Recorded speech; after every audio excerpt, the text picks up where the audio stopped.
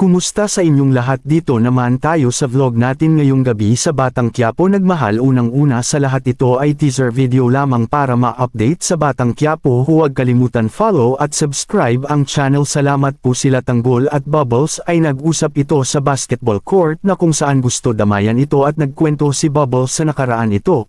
Ngunit si Tanggol ay gusto niyang ipagganti si Makang. Nakita ito ni Bong, nag-usap ang dalawa, galit ito. Matuloy pero nag-usap si Tanggol ay Bubbles dito pero ito si Bong ay galit kay Tanggol. Sinabi na bilang araw ni Tanggol. Bumalik na si Tanggol ay Bubbles din ay nag-iisa, iniisip si Tanggol sa problema. Si Tanggol ay nalungkot ito kay Makang na wala na siya. Si Primo at Amanda ay pumunta kay Lucio para makausap lang at nakiramay, ngunit ito si Lucio galit talaga kay Primo at Amanda dahil sa pagkawala Nayali. Ito si Lucio ay nag-iisa sa labas at nag-iinom mag-isa at galit ito kay Primo at Amanda. Si Primo at Amanda ay nag-usap ito. Abangan bukas.